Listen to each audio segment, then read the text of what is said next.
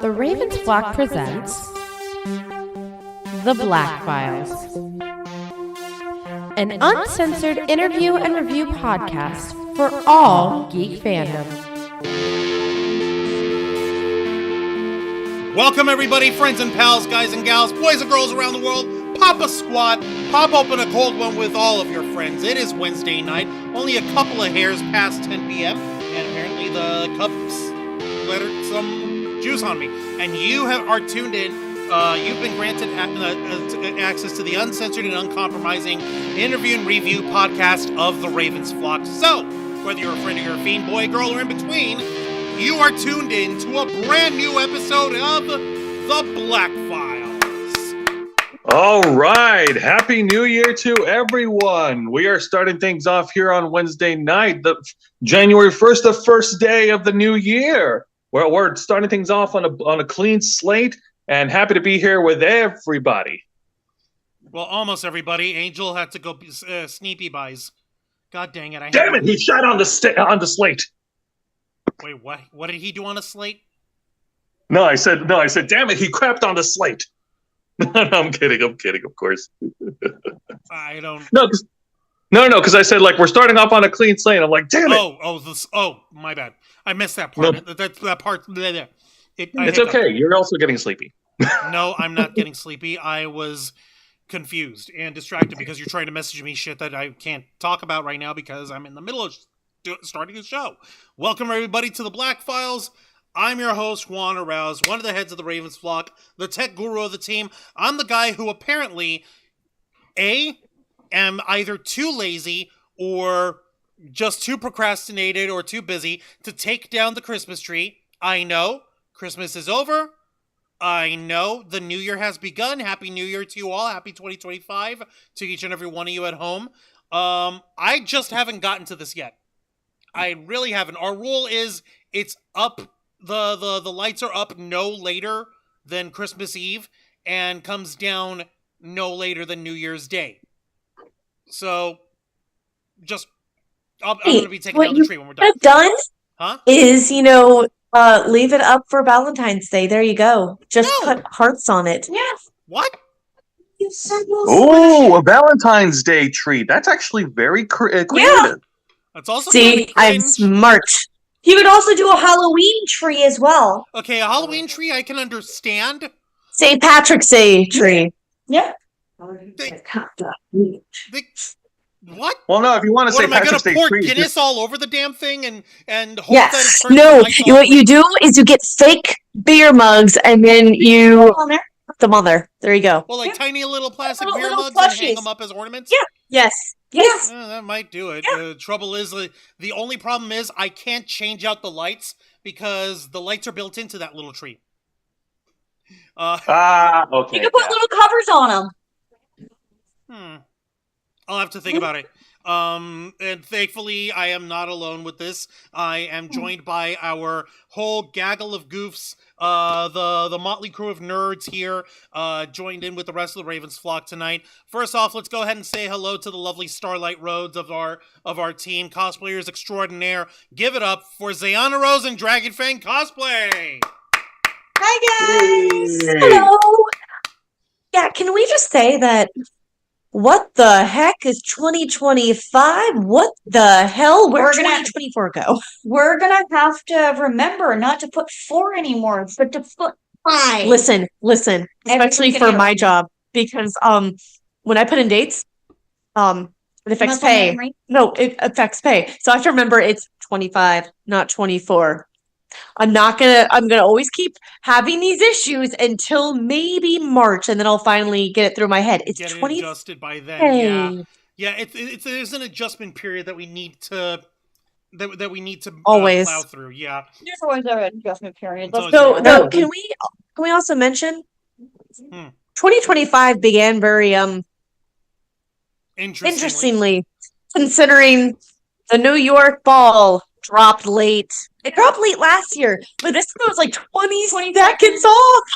Yeah, I was wondering what the fuck was happening with the New York ball. You could say that New York dropped the ball by not dropping the ball. Yeah, but we looked at our laptops and it said 11:59, and then we look up and we're like, they didn't drop the ball yet. They didn't start it. What? What the fuck is wrong with these people? Yeah, no, I get you. I appreciate it. Hey there. guys, Yeah. you could say New York dropped the ball by not. Oh yeah, they definitely dropped the ball. You gotta let Which me is funny finish because the they just pun. refurbished Come on, the Deanna ball. Rose. Girls, he's trying to make a bad joke here. He's saying that they You know dropped the the joke. ball. I on dropping approve the of the ball. joke. Yeah, but you cut me off Give me while I a was hard doing it. New York dropped the ball. New York dropped the ball.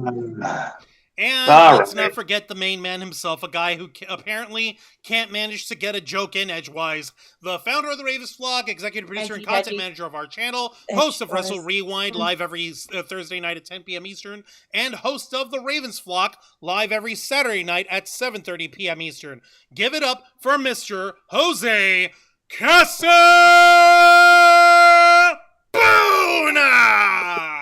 Thank you very much for that warm introduction. Happy to be here with all my friends here on this channel, and happy to be here with all our viewers watching at home. And I'm just in my room, keeping myself nice and cozy here. I know that we're going to get some really cold weather over the coming weeks.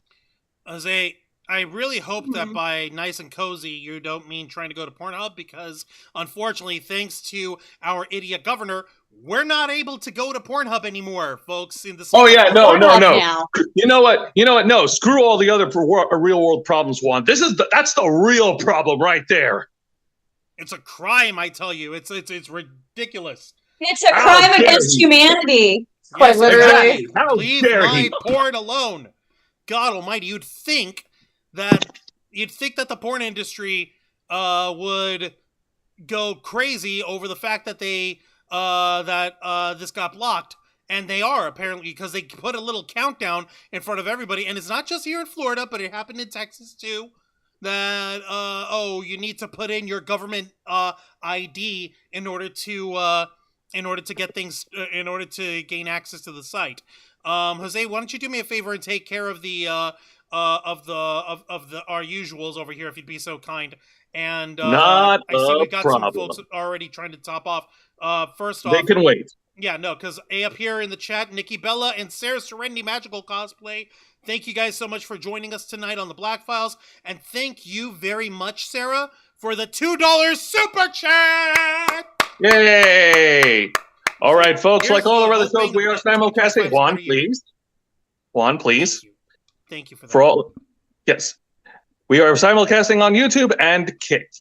Hit the subscribe or the follow button on the bottom right corner of your screen. Click the bell icon to enable notifications. Leave your questions and comments below. We'll answer that as many as we can. And if you wish to go above and beyond to support the Ravens Flock, then you can become an inner flocker. For $4.99 a month, you'll have access to all the perks that comes with our membership. Juan, tell them. Well, for all the inner flockers we got in our chat, and I know we have plenty, go ahead and show off those lovely membership badges and custom emojis, letting everybody know that you're here to help rescue the Ravens flock from the clutches of late-stage capitalism to become full-time streamers. Since 2013, we've been working hard, staying strong, making your voice our mission. The only thing standing in our way is the fact that we have to work regular 9-to-5 jobs just to keep the lights on. However, there is a good way that you can help support the Ravens flock and help us become independent, and that is by continuing to do exactly what you guys have been doing all along. Spread the word of the Ravens flock.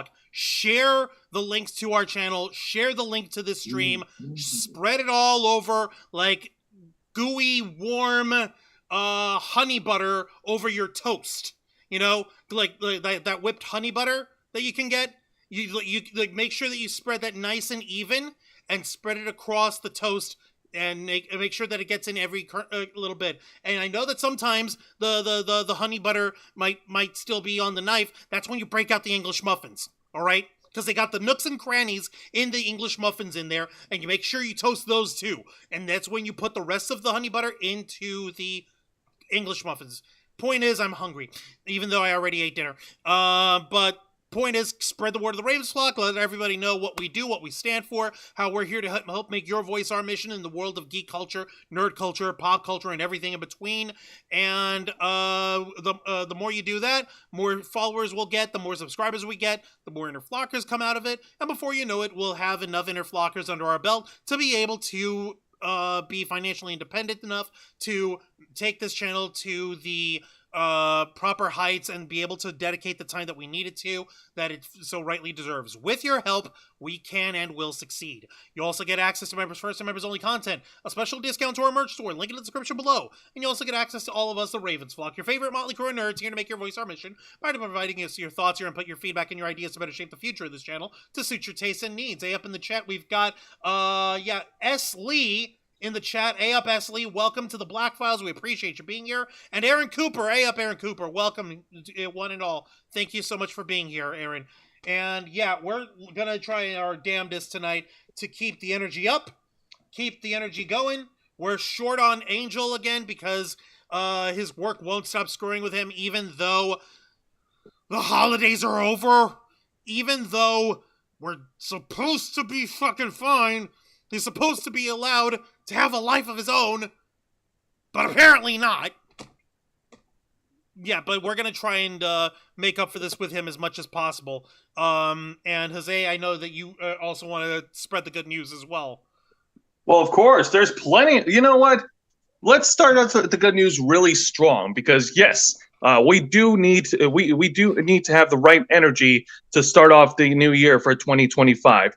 And thankfully, we have a strong partner that is in full abundance of energy. Folks, the Ravens flock is proudly partnered with Glitch Energy, the ideal beverage for all the geeks and nerds to keep your bodies running all day long. And it comes complete with 0 sugars, 0 calories, 0 carbs, 0 lag, and of course, 0 crash. And in terms of flavor, which is the most important to all consumers, Glitch has got you covered. If you go onto their website, glitchenergy.com, you'll see that they have a large selection of different energy-flavored blends to choose from. And keep your eyes open because you never know when a new flavor will drop. For example, let's see here. If I'm not mistaken, they actually had this flavor out as an exclusive for this year's holiday Matsuri. They're selling their leftover stock of this. It's called Holly's Jolly Jolt.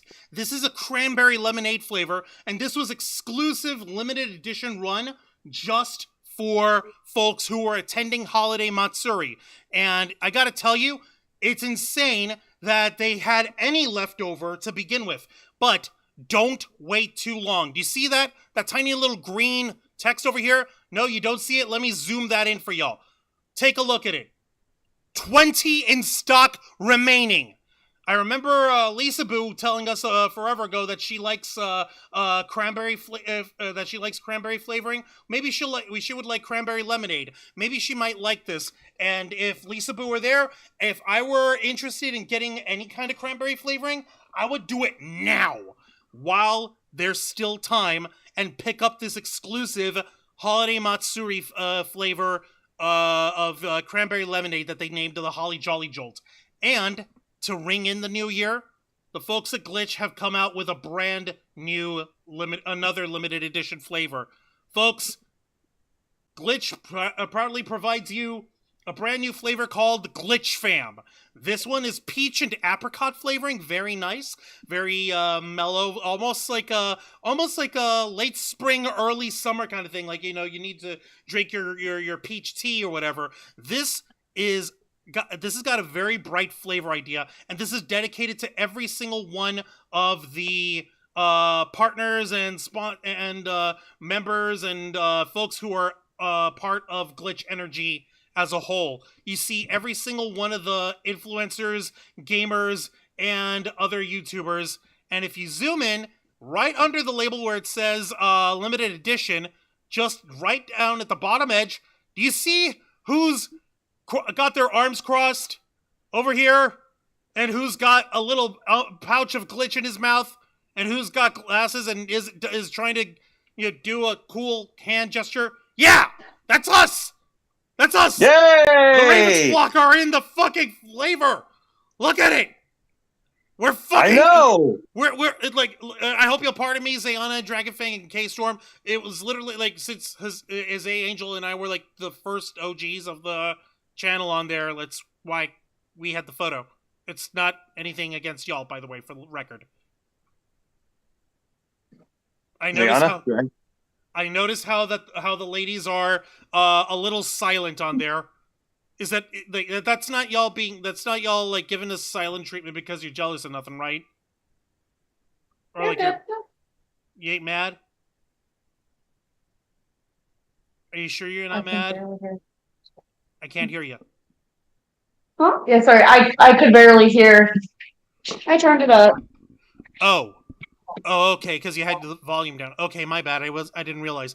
I was trying to say like because like we noticed y'all weren't like being very verbal, and I was like, oh shit, are they like being conscious that they're not on the thing with us, or anything? Because like that wasn't the intent.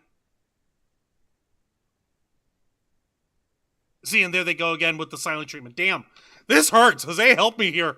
Hello? No, Nah, you girls are giving me the silent treatment. You can't don't hear? keep on No, hanging. we cannot hear you.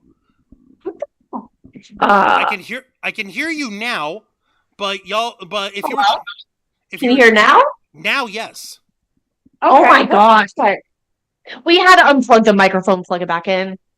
Go figure. Okay, so the microphone was being buggy. Okay, my bad. I was trying to apologize to y'all girls because we didn't want you thinking that we were trying to leave you out or whatever. This is literally just Good. no. Okay, thank God, because I'm like, that's You worry too much, that's a Juan. can of worms I'm not ready for, and I promise it's not on purpose. But yeah, I do worry too much. You're damn right I do. But you know what? With the shit I deal with on the daily, I kind of have to worry like constantly, which is a pain in the ass. Like, but thankfully, what isn't a pain in the ass is our buddies at Glitch. They're over here providing you guys with 2 new flavors to start the new year off. And what's also great, and like I mentioned, with this being a limited run, there are only 58 tubs remaining of the new Glitch Fam flavor. There are only 58 remaining in stock. It is fucking crazy. So y'all want to go ahead and do yourselves a favor and get the Glitch Fam flavor from Glitch Energy ASAP. Otherwise, you will be missing out, and you don't want to do that. And Jose, what else can we provide them in order to help folks get a hold of these new flavors? Well, of course, just because we're in the new year, that doesn't mean that things change on our end. Because, folks, if you go onto their website glitchenergy.com, and use our promo code FlockFuel, you'll receive a 20% discount on your order. So what are you waiting for? Don't delay. Start your new year off bright and fresh by getting your hands on some Glitch Energy right now with our promo code. Get your discount, get your Glitch, and more importantly, since the Glitch Fam flavor is out for a limited time, you have a chance to not only purchase it, but to include us, the Ravens flock, at the comfort of your own home. Damn right. And I promise you, we will not allow Angel to put any surveillance devices in the can, no matter how many times he begs for it. Just because he wants to be able to see all and be all and end all doesn't mean we're going to indulge him. Okay? I promise. I have to say this now. Okay. I promise you, we're not going to let him hack the cans and make y'all uncomfortable when he's watching you. Thank you to Glitch Energy for partnering up with the Ravens Flock and including this in this awesome limited edition run. It means a lot to us. It means the world. In the chat, let me take a look over here. S. Lee, thank you for the energetic videos, hitting that like button. Thank you for that, S. Lee. Sarah Serendi saying, we're hitting the slow season at my job, so I really need my prints sold. I still need to message Glitch about my flavor idea, but I don't know how to approach it. I heard Hall Mat was really, really bad this year. I haven't. I was told differently. I was told that apparently this holiday match But it was actually pretty good. Was actually pretty good, despite the fact that they're in a much larger venue. Like what I was told specifically is because it's a larger venue, a lot of things were spread out, but overall it was still a good weekend. Yeah, I heard that there were issues with people didn't know where to go, so they put signs up very, very late. So hopefully next year will be much better with that. Yeah, that's You know right. what? They're gonna pass. It's a new venue, new territory. So they're trying. Yeah, it's like trying to it's like trying to set yourself up in a map of a place, but they've but it's changed since the last time you were there. And Aaron Cooper, you are absolutely right. Let me see here. Let's see here. Yeah, yeah. No, I know exactly where you're going with that one, and I am totally down with it. And you are absolutely 100% right. Peaches come in a can. You are absolutely right. Peaches come from a can. They were put there by a man in a factory downtown. If I had my little way, I'd eat peaches every day, soaking sun bulges in the sun soaking bulges in the shade. I'm moving to the country, I'm gonna eat me a lot of peaches. Moving to the country, gonna eat me a lot of peaches. Honestly, that doesn't sound like a bad hobby for a couple of political heads that need to get GTFO. Seriously, it doesn't like if I was as wealthy and as influential as any of these hacks or whatever that we've got who run the political scheme and all that crazy shit in our country, I tell you right now, you would not hear from me at all. I wouldn't give a fuck. I would not be trying to play those kind of games. What I would do is make sure that I have that I've got a rotating donation to places like the Trevor Project or to Planned Parenthood or to fucking places like for helping foster children being able to find homes and shit. And you wouldn't hear from me after that. It would just be that, and I would literally be doing exactly like the presidents of the United States of America, and I'm going to eat me a lot of peaches. All right? That's all I want to fucking do. I am saying all this shit unironically because if those of you who don't know, it's a band from back in the 90s. They're literally called the Presidents of the United States of America, and their song is called Peaches. This is before Jack Black sang about Princess Peach. This is before he made that cool. But what isn't cool, like we mentioned, is we're unfortunately going to be talking politics over here, so that's going to be insane. And I'm going to be talking about some political shit if you guys didn't figure it out. And I've got to go ahead and start tonight real quick with an obligatory disclaimer. All right, for the record here, folks. Hang on. Blip. And there. Okay. We here at the Ravens Flock are not trying to disparage anyone's political opinions. You are free to have whatever opinion you want. So long as you don't disparage people's inherent immutable qualities such as race, gender, ethnicity, fucking age, fucking veteran status, yada yada. Don't fucking come at us. I don't give a shit about how you think we slighted you. Furthermore, we're holding this shit just to show you guys exactly what's happening in this weird ass political news, because unfortunately it does affect a lot of us, especially those who are not asking for any of these psychos for their opinions, but unfortunately they're going to be the people who are going to be making law soon, so unfortunately their stupid opinions kind of have to go into public scrutiny. So if you don't like that we talk about it, tough titties. All right. Yes, and of course, please be respectful in the live chat, and we're not going to tolerate any type of like name calling or bashing anybody online. We don't need anybody calling each other Nazis or anything like that. Except for actual Nazis, they can go to hell. And Sarah Serenity. Oh yeah, no, you're right. The Joseph Santos, by the way, hey up, welcome to the Theblackfiles. Veteran status isn't immutable. You're right. I hope you'll pardon me on that. I'm like literally like I'm also tired. I'm also trying not to lose my head here. And Sarah, I got your message. I will reach out to you after the show.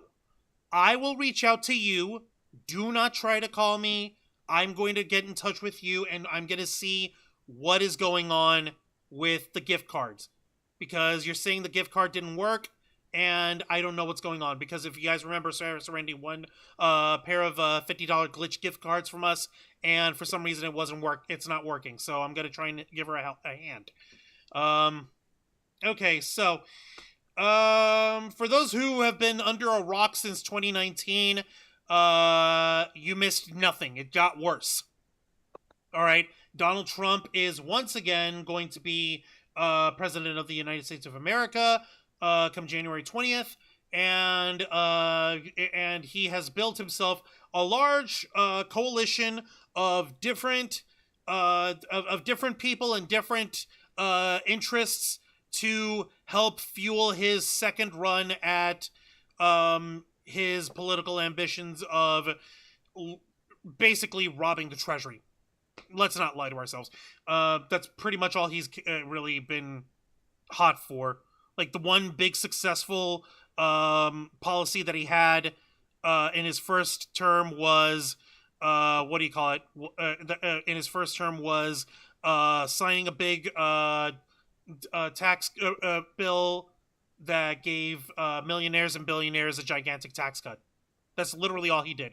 So you'd think this time around he would have no trouble getting a hold of people who would be more than willing to assist him, because they also know that he's for sale, and they also know that he can be influenced if you give him the right goo goo gaga words and basically stroke his ego enough to make sure that that he repays you in kind in the form of giving you, like, fucking, I don't know, more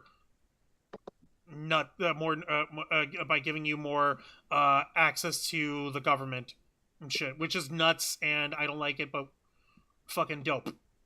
Whatever. Okay, yeah.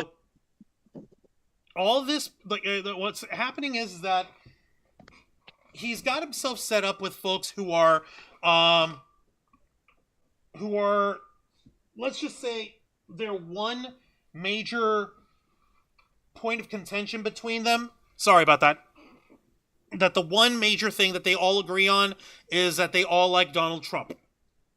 And they all like Donald Trump for various reasons.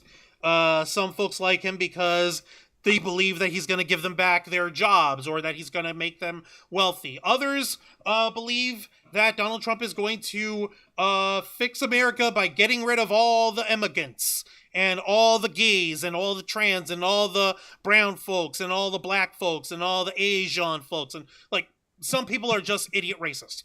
Others like Donald Trump because he can be easily bought by flattering him and throwing money at his properties, and he'll give you anything you want.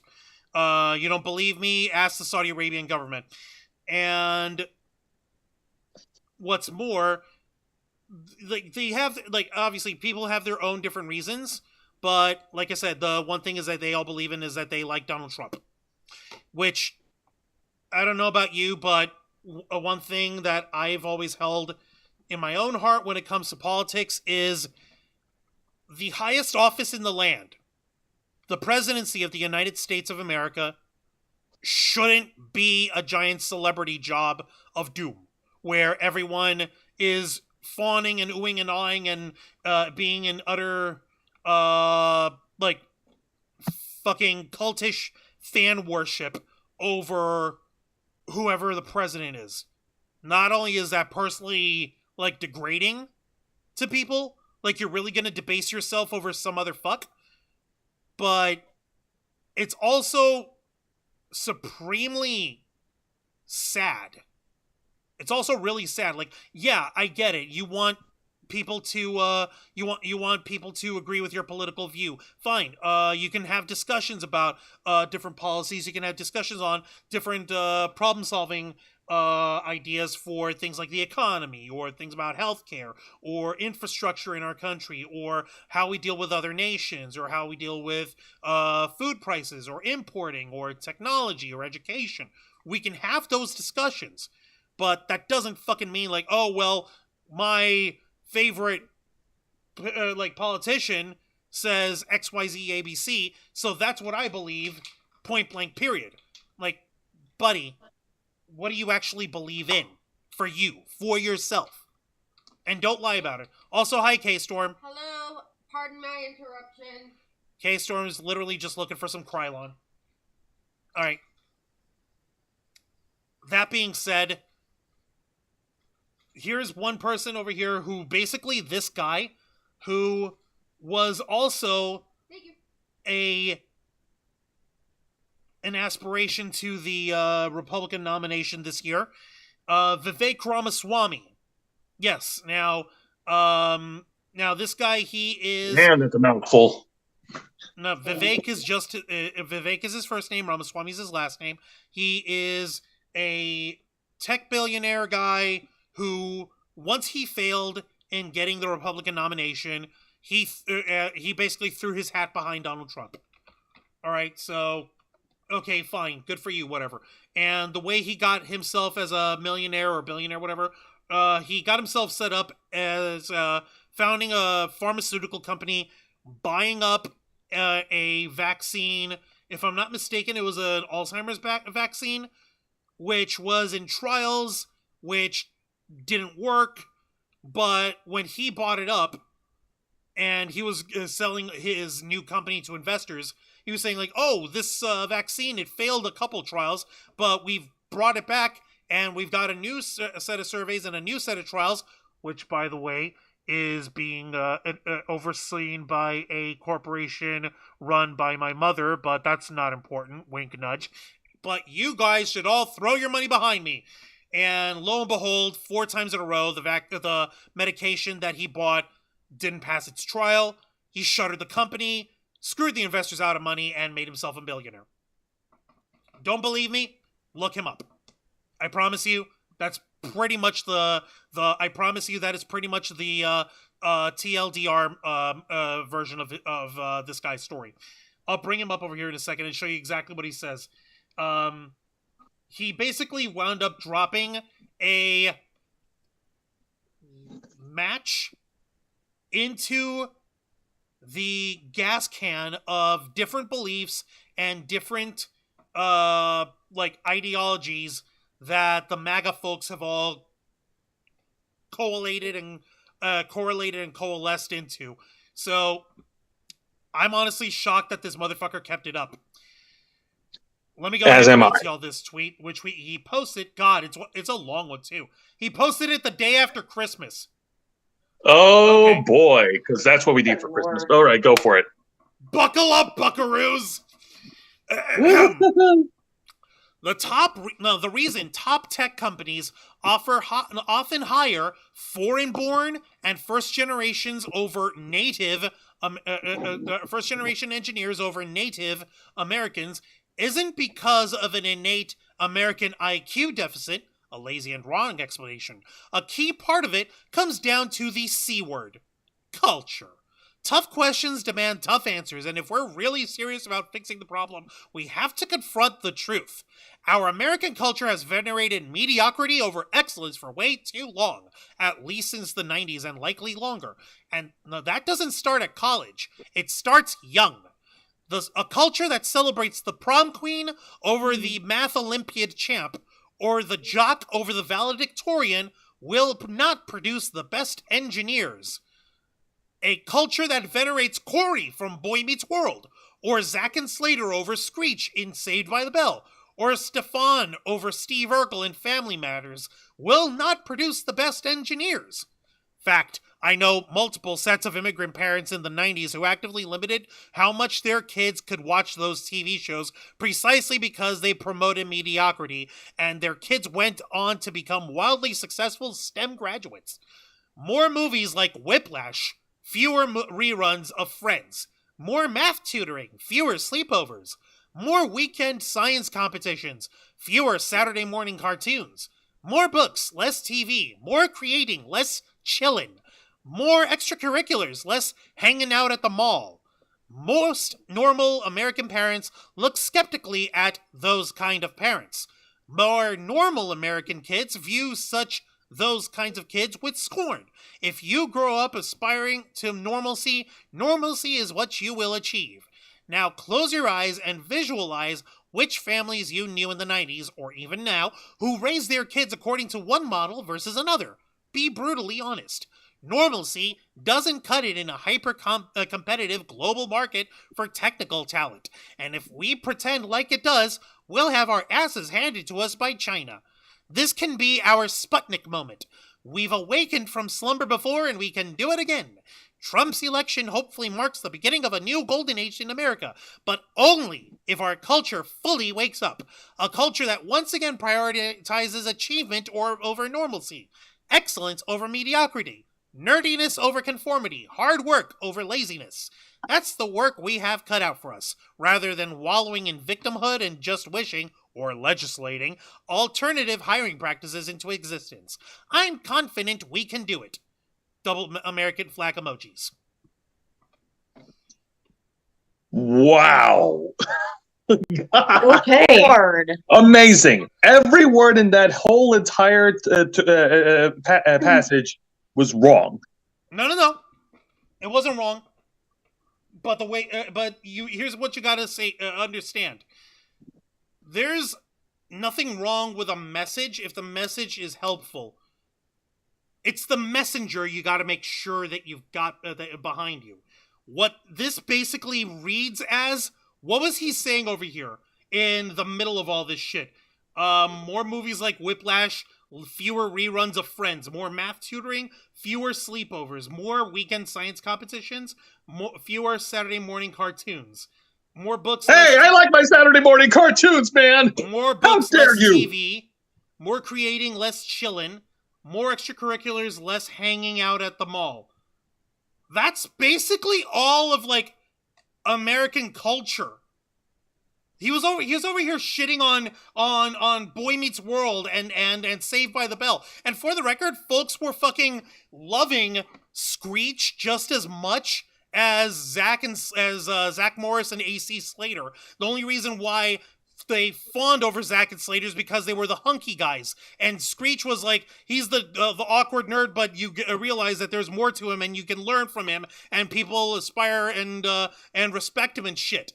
And the bit of Stefan over Steve Urkel, Jose, you were around growing up, and Zayan and Dragonfang, y'all were around growing up. What was the other name that folks had for Family Matters? Go ahead, spit it out. I know you're not Family shy. Feuds? Huh? Yeah, Family Feuds. Family Feuds?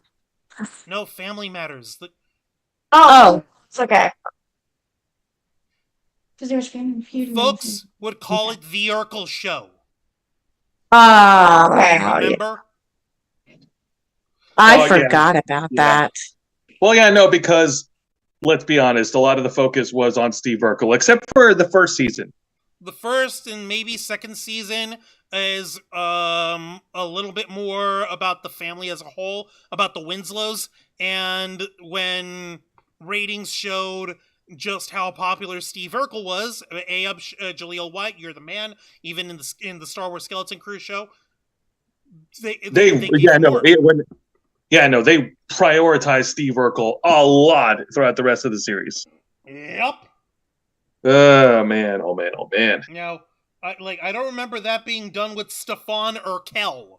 You remember the alter ego where he would go into that freaking machine and transform himself by rewriting his DNA? Yeah, his suave, not so smart alter ego guy. Man, screw that shit. I want him to bring back that Bruce Lee persona.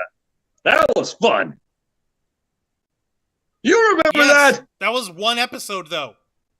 I know! It was a one-hit wonder. But didn't Jason David Frank also job off to him on that episode? Because he was, like, playing the bullies or whatever? One of the bullies? Not that I know of. Yes, he was! You're over here saying you loved that episode and you don't remember the plot of it? How dare you? I haven't seen that episode since I was a kid, Juan. Neither have I, but I remember! No, you Google searched it. No, I didn't Google search it, I promise. From God's ears and eyeballs to my mouth, I didn't Google that. I remember that shit. Would you like to know how I remember it? I remember How it did you from remember? How? learning stuff about Jason David Frank. Easy. Wait, what? I remember it from stuff learning stuff about Jason David Frank. Oh, he said it? He mentioned it? Yes, he mentioned it. They show clips of him in that episode. He jobbed off to Steve Urkel as Bruce Lee. Okay, I didn't know that. My bad. Mr. Quake All right, Mr. Quake is in the chat. Hey up, Mr. Quake. Welcome to the Black Files. We appreciate you. Let's see here. Yeah, Jaleel White was the Sheldon Cooper of the 90s. Kinda. Whoa, Kinda, okay. except not annoying and rather not pretentious. Yeah, I was going to say, there's a big difference. See, we loved Steve Urkel, and right now we hate Sheldon Cooper. Just like, it's more grown, fucking cringe. Exactly. But that being said, folks, see, this is an example of the whole group of us getting into a civilized discussion. We have our own differences. Juan points out a few points over here, and I humbly admit that I was mistaken. And I will go back and watch the episode just to note it out on the different times. See, this is how civilized discussion works. Yes. You're taking notes there. You're taking notes there, Trump and company. They don't care. They really don't care, Zay. I know. Ladies, you're all right? You still having mic issues, or Yeah. you're good? Okay. No, we're good. Now this I don't really remember much of that show, honestly. Yeah. It's okay. It's been too long. It's okay. Don't worry about it if you don't remember too much. But basically, Vivek over here is attacking basically American culture as a whole and saying that we're basically too lazy or whatever. That our culture is too much of like, oh, we're venerating the cool kids. That screams I've been wedgied since grade school and now I'm getting payback energy over here. If you read it just on its face. So on its own, if you were to just take the stupid Americana bashing shit out of it, he wouldn't have a problem. Except the folks in Maga also have another serious problem here. In the very opening of the of his little tirade, Vivek Ramaswamy opens up with the reason top tech companies often hire foreign-born and first-generation engineers over Native Americans isn't because of an innate American IQ deficit. A key part of it comes down to the word culture.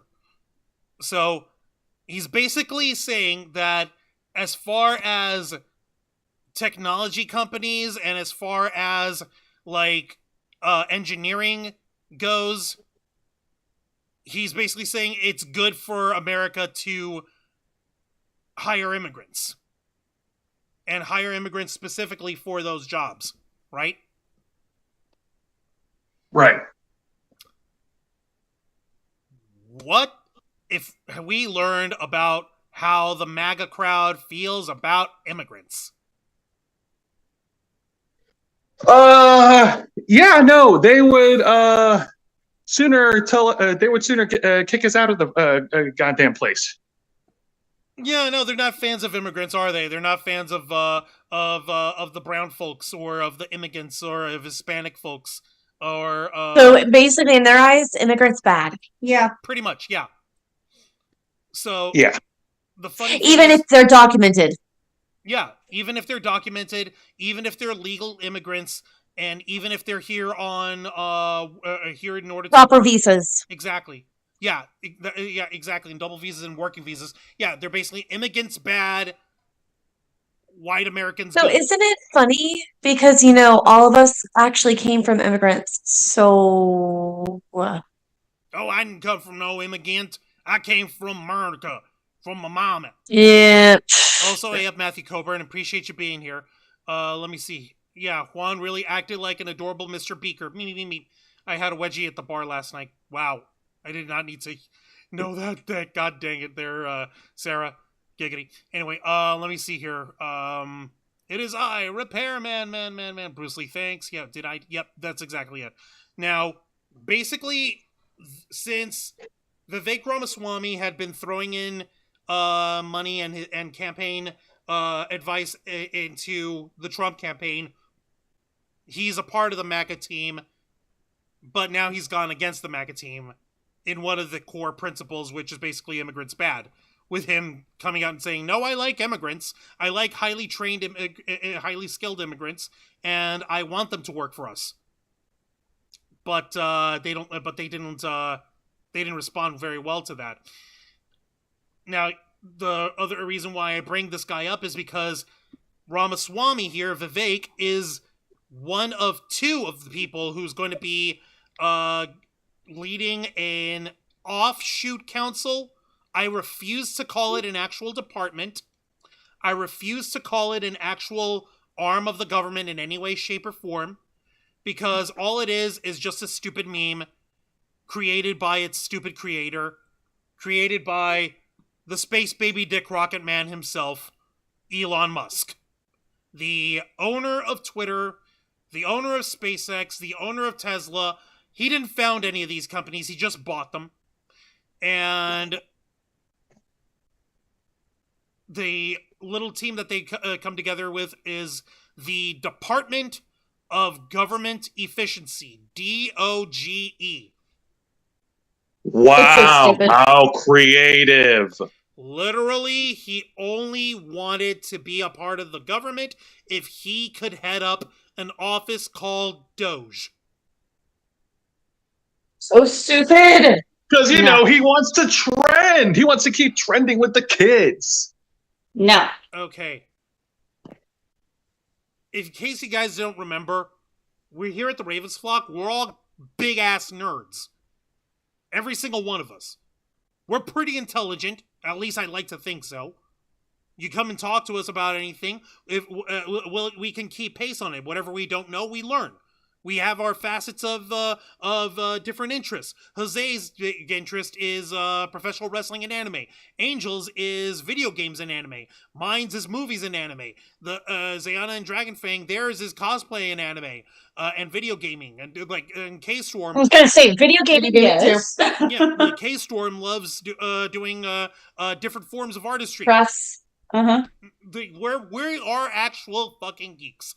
We are actual fucking kids who grew up being threatened by wedgies, being threatened by the cool kids. We're the ones who actually grew up and had to deal with the same fucking actual societal class bullshit that Vivek Ramaswamy is bitching and moaning about. The difference between us and this guy is we didn't scam a bunch of investors out of money to become billionaires. A. And B. We didn't fucking whine about it in our adult age. This guy's literally just boo-hooing, woe is me. I never got the prom queen, boo-hoo. Motherfuck, neither did I. You don't hear me complaining. As a matter of fact, I actually keep in touch with the prom queen from my fucking graduating class. Fuck, man, Jesse Eisenberg. And you know fucking what?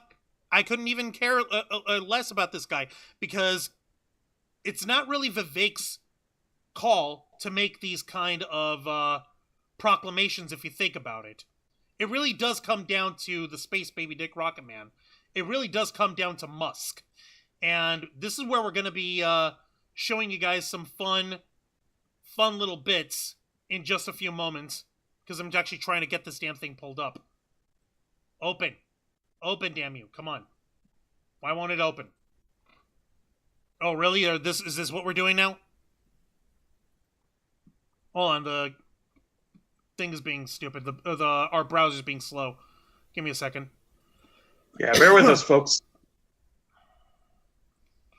His truck is busted, so just like his dick. Yeah, thank you. Thank you for that. Elon is using what happened earlier in Vegas today to say how great his crapper truck is. No, I saw that. Yeah, somebody parked a Cybertruck in Vegas in front of the Trump Hotel, and it went boom. Apparently, there was a driver in it who died, and the explosion seems to have come from something smoking on the inside or the underside of the car, and then the back of the car exploding with fireworks inside. Yikes. Yeah, giga yikes. I got beat up by bullies for a while. You too, Mr. Quake? So did I. I fought back and I got suspended. No. Elon wishes he was Tony Stark. Elon wishes he was Sheldon Cooper. Neither of those. He's just an idiot. Yeah, and yeah, exactly, Mr. Quake. Tony Stark didn't complain either. The thing is that Tony Stark was rich enough to not need to complain. That's the funny thing. What's his face? Like neither of these two guys really has any room to complain, namely because they're already rich as fuck. It's 2025. It's time I enter my baddie no fucks given era. I know exactly how you feel there, Sarah Serenity. They called me Jar Jar Binks back in high school. That's fucked up, Mr. Quake. I'm sorry to hear that. I'm a blurred dude. Yeah, a black nerd dude. Fuck. I totally understand, man. Like, let me take a look over here. Okay, here's the ridiculousness that the Musky Boy had written as a... I guess it's a response to someone else? Okay, yeah. You're gonna love this shit, folks. The reason I'm in America, along with so many critical people who built SpaceX, Tesla, and hundreds of other companies that made America strong, is because of H-1B. H-1B, by the way, that is the classification of work visas you can apply for, which basically lets you immigrate to the United States to work based on you being a high-value, high-operating employee. Someone working in government, someone working in technology, someone working in medicine. And that's basically how you would actually get through that. So that's what he's referring to there in when he says H-1B. Let me continue with this shit. All right, that is because of H-1B. Take a big step back and fuck yourself in the face. I will go to war on this issue, the likes of which you cannot possibly comprehend. And hang on. Let me pause you for 1 minute. Let me pause you for 1 second. Did he seriously say go fuck yourself in the face? Do you not believe me, Jose? No. I'm just asking. I can't believe it. Of course he said that. Motherfucker, how's this? Take a look. No. I shouldn't be surprised because this is the same guy who publicly said to all the advertisers, go fuck themselves. All right, hang on. Yeah, ladies, yeah, I wish I was making this shit up, but yes. He literally Take a big step back and fuck yourself. Oh, God, Jesus. Wow. Dude, if you're trying to win over the American people, like, what the hell, man? And yes, he is plagiarizing Tropic Thunder. This is Les Grossman. Who is this? This is Flaming Dragon! Oh, okay. Yeah, no, Dragon. dude, no. First, take a big You step are many back things, and Elon literally Musk, fuck but your you don't own get to face! plagiarize Tom Cruise's best character role in his entire Hollywood history, okay? Fuck Vanilla Sky. Fuck Risky Business. Fuck Top Gun. Fuck Mission Impossible. Fuck Minority Report. Tom Cruise did not put himself in a half bald cap and have, like, 3.5 pounds of body hair glued to his arm and chest for Elon Musk to co-opt his finest work ever. Okay? This is what America produced. America produced Tom Cruise. He's a fucking nutcase, but he's our fucking nutcase. So you don't go around and you don't get to steal his shit. How dare you? The head down there, and I will rain down on a godly fucking firestorm upon you. You're gonna have to call the fucking United States and get a fucking binding resolution to keep me from fucking destroying you. I am talking scorched earth, motherfucker. I will massacre you. I will fuck you up. I love that. I love that scene. My favorite scene of all. That's basically me when shit doesn't go our way in our channel. Yeah, thankfully things have been going a little bit more our way these days, but, you know, we don't need to worry about that right now. So... But that being said, wow, I'm sorry, Elon Musk has no fucking class whatsoever. No, that's not a matter of classes, eh? It's a matter of, like, he's going ballistic for the sake of shock value. He's going ballistic for the sake of getting into people's faces. Hits and likes. Exactly. Yeah, no, he wants to feel he wants to both still be liked by everyone and at the same time have everyone do only what he says. Let's see what you got. I get paid tomorrow. Wait, what was that? Let's see here. Okay, failing stank. Yeah, I wish. Verbal and physical. I stood up some teachers, hated my guts. Look, I'm not no saint. Let's see, Matthew. I had all sorts of crap names. Sarah, gonna go batty. That's where the money is. Ha. They called me Psycho Sarah, and unfortunately, I still remember by that label. You ain't psycho. You're just passionate. Yeah, and it's because I really need to start not giving a fuck. I understand why people hated anime except Dragon Ball Z or Sailor Moon, hell, Gundam Wing, etc., etc. I just did soccer and track, but I ain't Usain Bolt or Messi or Rolando. Yeah, no, I get you there. Howard Stark is better than Elon Musk. Sarah, you're a great singer. Hang on, let me see what else. Let's see, I was an anime nerd, band geek, and drama nerd. You heard me sing. Sarah, at least you're not pretentious. Sarah sings, let's hear them lungs. I sing better in person than on video. Fat Tom Cruise is best Tom Cruise. Sarah, you told me, remember? Yeah, but yes, but I sing very seriously. I sound like Amy from Evanescence. But I recently got my voice back. I'm struggling with coughing fits. Sarah, okay, they get you in the mail. So recordings will have to do.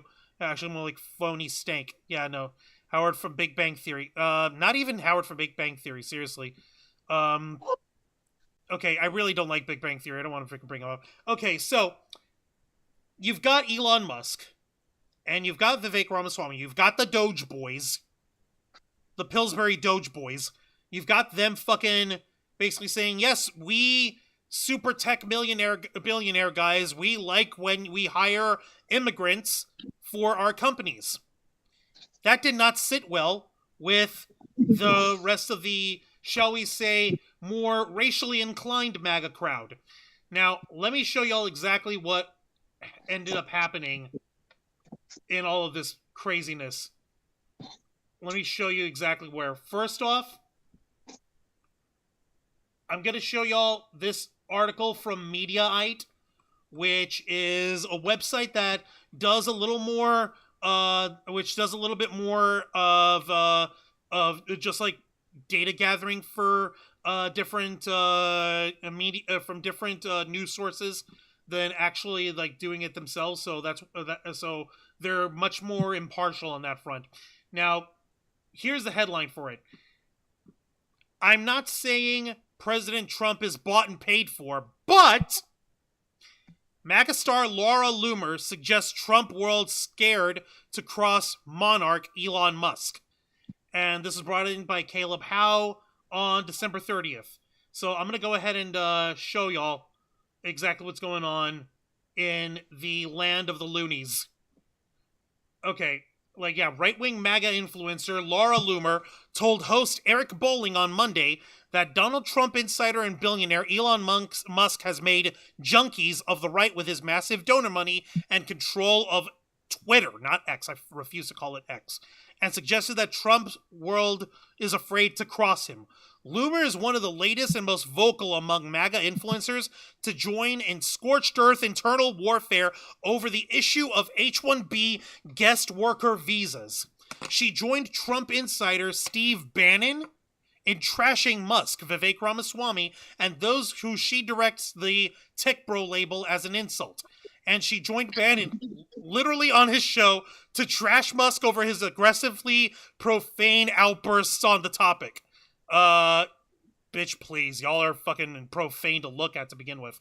Let's see. Speaking with Bolling on Monday, Loomer went even further in attacking and insulting other Trump supporters, the thing she was criticizing Musk for doing, by saying he's made addicts of them, describing them as fearful junkies who dare not cross Musk, and even calling out Trump and his inner circle with the suggestion that campaign finance laws might be something we really do need after all. The implication that his vast monetary support of Trump may be the reason he and his team are not joining her and Bannon in the war against the technocratic elites. I'm going to play the video for y'all in a minute. Before I do, any thoughts, ladies? Zayana Dragonfang. The fact that we haven't done anything and this is just happening on its own is kind of surreal. It's like we knew that the MAGA teams are a hodgepodge of financial opportunists, scam artists, racist idiots, and foreign governments who are trying to buy in. We knew that was all a giant hodgepodge in terms of how the composition of the MAGA folks ends up. So this literally is not going to go over well. Yeah, no, this is literally going to happen one way or another. And the fact that nobody who's either centrist or left-wing or progressive or whatever, the fact that nobody on the Democratic side or anything like that had to do anything, like y'all said, is astounding. So let's see exactly what these guys ended up saying. So yeah, what's this guy's name? Eric Bowling. Yeah, he's another conservative dope. And Laura Loomer, I guess she got her plastic surgery fixed because her face looks way less puffy. So good for her. Keeping her appearance up is important. All right, buckle up, folks. Oh yeah, there's an ad. Sorry about that. I forgot there was No, it's fine. I'm like, okay, buckle up. Let's get into the craziness. Here we go. Haven't heard from any of these. Are you surprised we haven't heard from any of these folks in Trump world right now? Steve, these people are on Fox a lot. Stephen's a good friend of mine. Stephen Miller used to come on my show once every week or two or so. But I'm very close, and I text him, and ominously, I haven't heard back. So I'm not sure where they are. Is it possible they've been told to stand down? Well, I think that this is the problem. This is the problem when you allow for a billionaire to make a $200 million donation. And so maybe we really do need to have campaign finance regulations in this country. I mean, essentially what is happening, and I love President Trump. I'm not saying that President Trump is bought and paid for, but it sounds like people are scared of crossing the king of the world, Elon Musk, the monarch, okay? Nobody wants to cross this guy, the richest man in the world who controls access to social media, the digital town square, and is now basically has everybody in a codependent, abusive relationship like they're a bunch of junkies, because he's been able to monetize the platform so that all the conservatives using his platform are essentially addicted. They're a bunch of addicts now, addicted to social media because their voices were silenced for so long. And it's like cutting a junkie off cold turkey. Okay, you're going to go crazy and you're going to have withdrawals. And he understands now that he's created this codependent junkie versus supplier relationship where if you question or if you try to criticize Elon Musk, you will be demonetized. Damn. Wow. Whoa.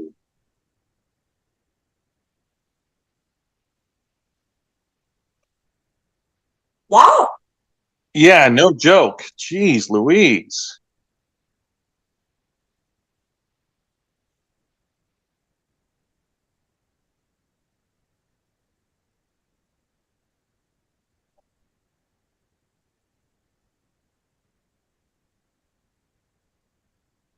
I realized I had my thing muted. So it's almost as if she's it's pretty wild that you get somebody from within the MAGA team actually saying this kind of shit. And I know, that's insane. And it gets better. It gets better. Would you like Why? Would you like to see how better it gets? Yes. Oh God, please tell us. Here's how much better it gets. Also, up Miss Lisa Boo, welcome to the Black Files. Appreciate you being here. Yeah, I realized I was muted. She was wearing a Fantastic Four suit, the most underwhelming heroes ever. That remains to be seen. And let me take a look over here. No, I didn't get my mic from Big Lots. We had them ordered from Amazon forever ago. Thanks again to Kurisi for buying the microphones for us. Yay! Let me see. This came out, when was this? December 30th. Guess what happened 3 days before that? And yes, she's a MAGA lady, the Joseph Santos. The thing that she's mentioned about people being demonetized. Oh, God. In an Tell article us what- from 3 days before that, NBC News article over here. Elon Musk accused of censoring conservatives on Twitter who disagree with him about immigration. The claims came Yeah? Oh, my God. Yeah, and that came up by David Ingram, tech-billionaire Elon Musk faced accusations of censorship Friday from fellow conservatives after several prominent right-wing accounts who had criticized Musk's view on immigration said they subsequently lost access to premium features on Musk's social media app, Twitter. At least 14 conservative accounts said late Thursday or Friday that Twitter had revoked their blue verification badge, cutting them off from a variety of premium features, including the ability to monetize their accounts through subscriptions and advertising revenue sharing, according to a review conducted by NBC News. Some accounts said the number of those affected was far higher. And I don't know if it actually says it in the article, but Laura Loomer was one of the folks who got smacked by this. Yeah. Yeah. Damn. No, I'm not. No, fucking stupid Doge. But yeah, no. Laura Loomer, she got slapped down with this too. So of course she's gonna be one of the folks who's going to be front and center over all this shit being going down the way it has. Let me actually see if there's anywhere else that I can actually find this shit. Okay, that's from Politico. Let me see. Okay. Yeah, here it is. Hang on. Yeah, that's exactly, I think that's what it is. Give me a second. Yeah. Okay, and for the record, this is her fucking mentioning herself in the third person. It's so fucking cringe. Donald Trump's ally, Laura Loomer, says Elon Musk is silencing her. How can you call yourself a free speech absolutist and punish someone by restricting their speech? We need to have an honest conversation about big tech influence over MAGA. This is you saying this. And yeah, apparently this leads to an article from Rolling Stone. But, Laura, this is you saying this about you. I don't know about... Yeah. Are you calling yourself out? No, Jose. She's referring to herself in the third person. Oh, okay. Sorry. Which is dumb. It's just fucking dumb. It's just fucking cringe. Let's see here. What are you talking? Oh, god damn it. No, fuck that. Let me see here. Online brawl started. Where? Okay. Yep. Yeah, that's exactly what's going on. So basically, all this comes down to, why the heck, and folks are probably wondering, wait a minute, if Musk and Vivek, if those guys are part of the MAGA team, why are they so big on these immigration visas for workers, for high-skilled workers? Guess how many of those end up working at places like SpaceX? Oh boy. How many? Plenty, in fact. It turns out that Musk has been allowing his company to take advantage of the H-1B visas in order to hire tech engineers and computer scientists in order to pay them less than he would normally pay someone who's American born. So for him and for the billionaire bros, it's literally just about money. It's literally just about making as much money and spending as little money as possible. That's literally all it boils down to for him. And what do you call it? With all of this going down the way it has, folks are also asking, where the hell does Donald Trump fall in all this shit? And yeah, you're right. You're right over here. Fuck Elon, dust off my dick. With a 2x4. You're right over here, Sarah. The guy's a fucking dork. Elon, no speech for you, and Trump says he won't let down the price of eggs. I know. That's literally exactly what's happening there. And No. yeah, she's a MAGA lady. Yeah, it's exactly right. The Joseph Santos. Well, the really crazy thing is, what folks had been trying to ask while this was going down is, okay, we know where the Space Baby Dick Rocket Man stands. We know where Laura Loomer, who, by the way, she's a fucking nutcase. She's basically an attention whore disguising themselves as an investigative journalist. She's been banned from Twitter for a number of times, even before Elon Musk ever got there, and she prides herself on like political stunts, like literally because she was like chained down by Twitter. She literally, like, basically in her own words, she literally handcuffed herself to the front door of Twitter HQ once as protest for her account being suspended because she was spreading fucking misinformation. And so, like, it's not like she's a fucking saint in any of this shit. This is a shit sandwich all around, and these guys are all different variations of shit. But where does the head shit fall in all this? Where does the top shit fall? Where does the golden shit fall in all this? Where is Donald Trump's opinion in all this, you may ask? Yeah, that's what we want to know. What is the position of the head Cheeto? Did he ever say anything about it? He has. He has? Yesterday. Oh. Yesterday itself. And yeah, Looney Loomer. Yeah, that's her. Yeah, I respect Megyn Kelly.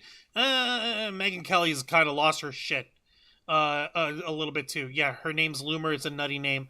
And yes, publicity stunt. That's her whole deal. She just does publicity stunts. All right. So here we go, folks.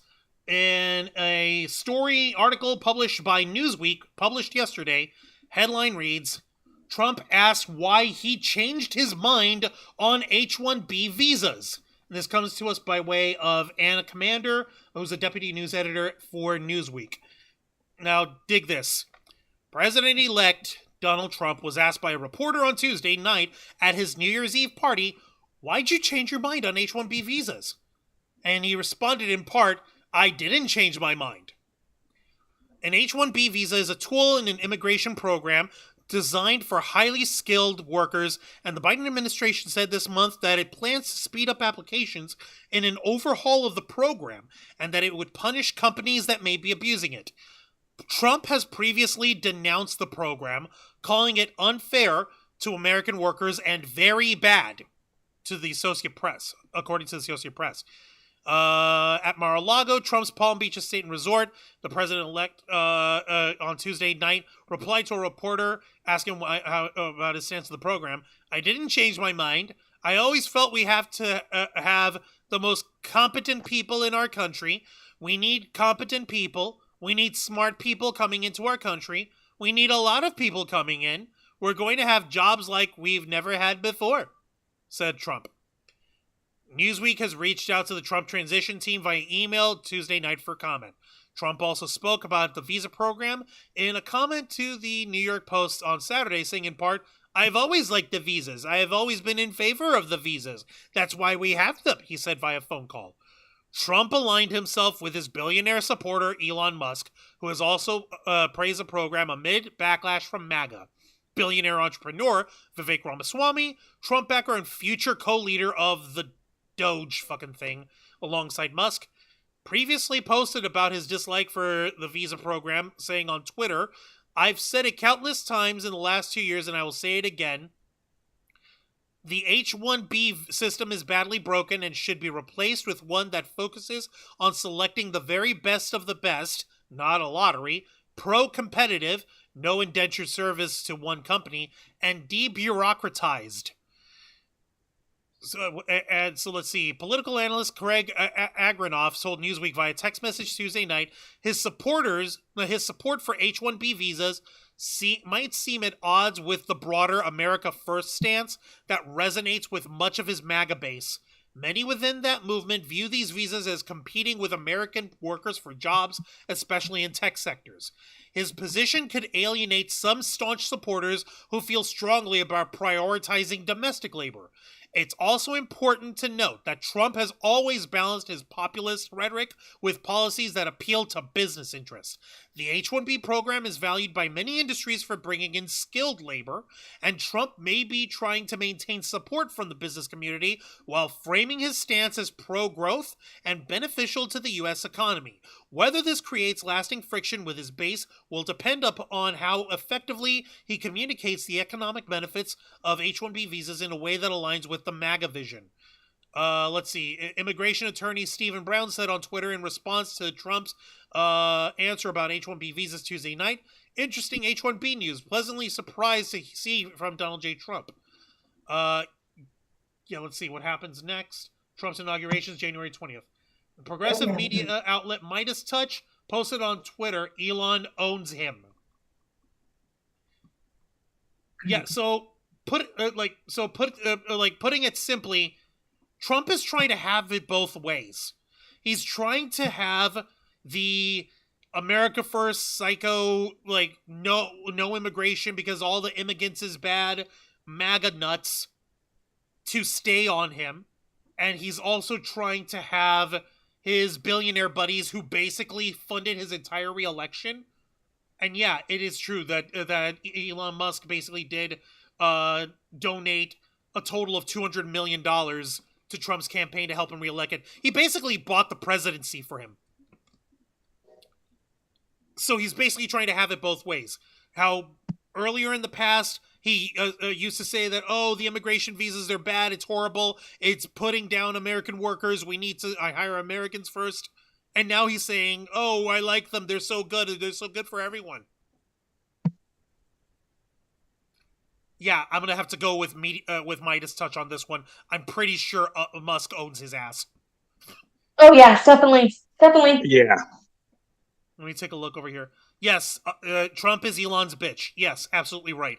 Yes. Ulysses Fartknocker, A up in the chat. Welcome to the Theblackfiles over here. I appreciate you.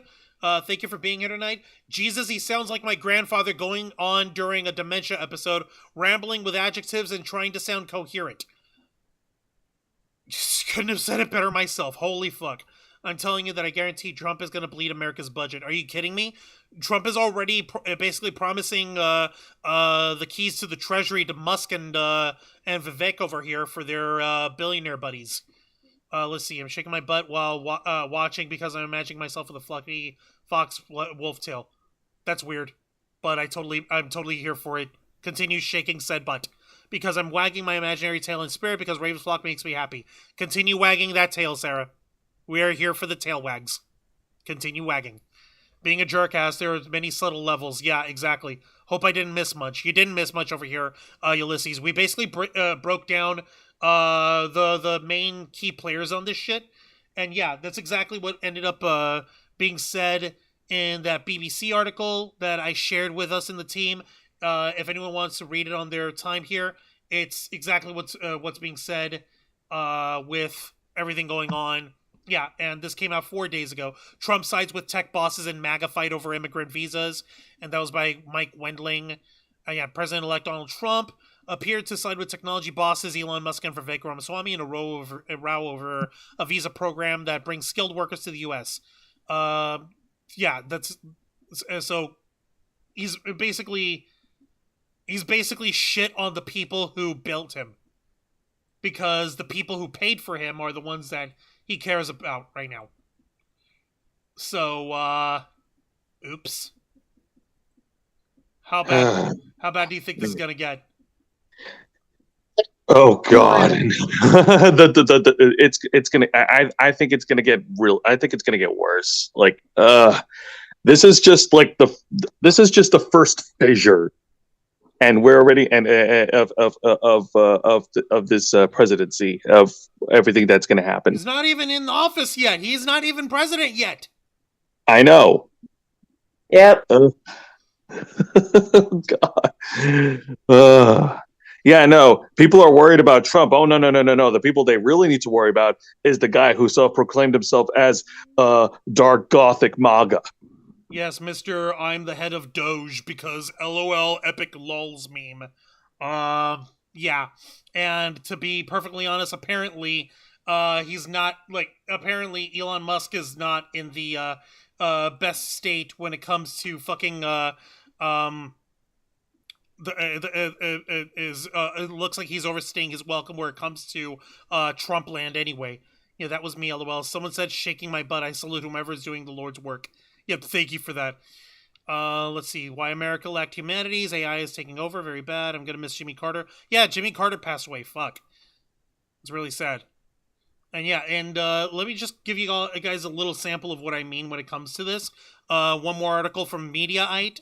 Trump is annoyed. Insiders say Shadow President Elon Musk starting to irritate Trump. This comes to us by Diana Falzone.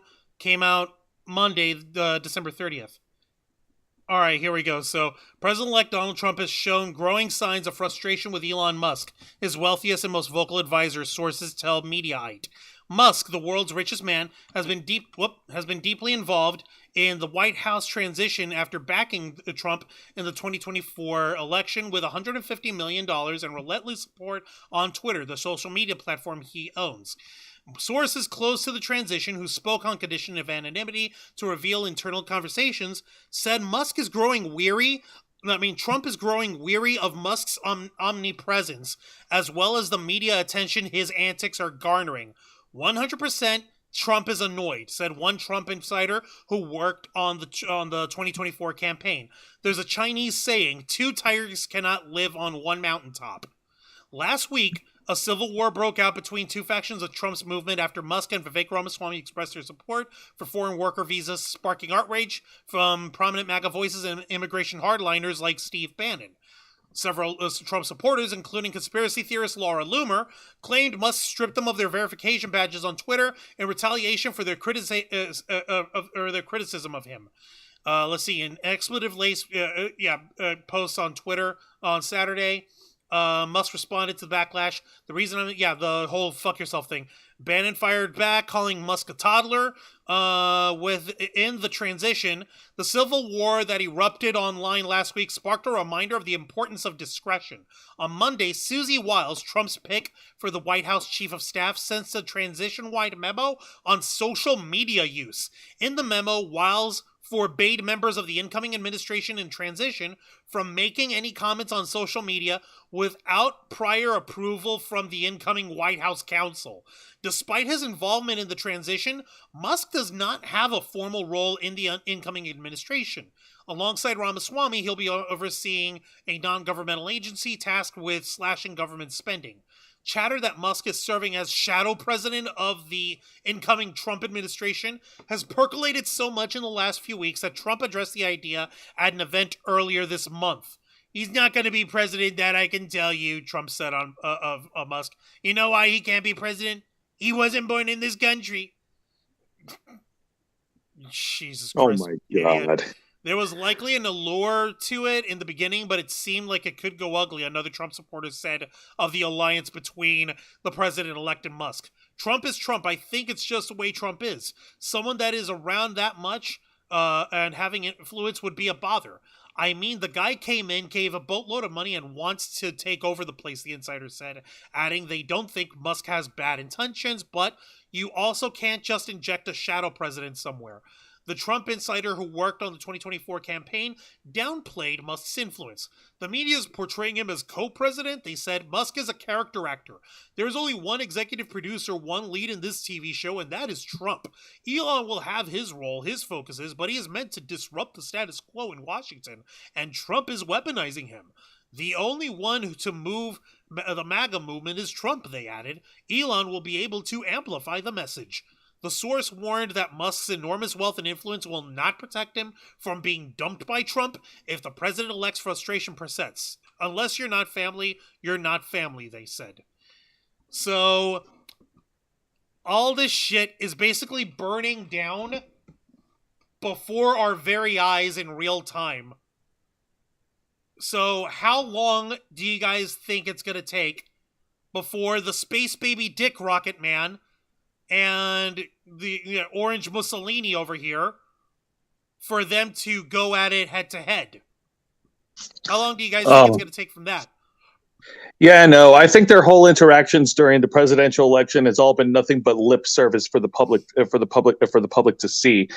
I think that we're going to see. I think that as we go into the presidency in this year, we're going to see more cracks in the leadership of Donald Trump. We're going to see more cracks that will reveal Elon Musk as the puppeteer, as the man behind the marionette. You really think so? I think so.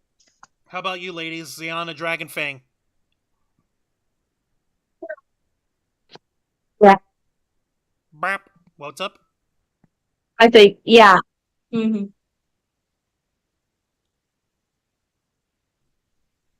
Nothing else to add, guys? I mean, like, I know, like, this is nuts. I get it, but like, Listen, right now I'm just getting ready with the popcorn because, I mean, come on, you can't deny you guys are doing this too. actually, It's gonna get real. it ain't gonna be popcorn. But give me 2 seconds. Why? Marshmallow? Marshmallow? Or maybe firewood to have a bonfire, so then you can properly roast that marshmallow. Okay, you know what? Instead of popcorn, we'll use s'mores. Yeah. Am I right, Jose? S'mores would be sounds really yummy right now.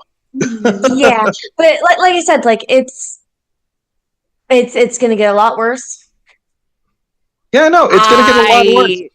This is just the first sign. This is just the first sign of everybody not getting along under the Trump presidency. And like I said, I kind of hope that we don't even have to step in, because if we try and step in, then they're gonna point all the blame to us. So we're just gonna step by like, we kind of told you this stuff to begin with, but you know what? Yeah, have your little civil war, because you know, at this rate, it's like we're just watching. Here's what's going to happen.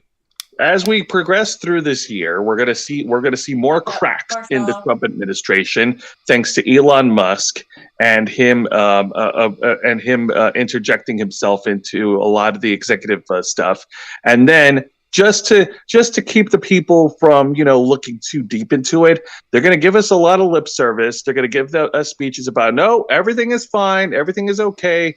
There is no war, there is no fire in Bossing or wherever, whatever the fuck. I forgot the. There is no war in Bossing Say, and these marshmallows aren't burning.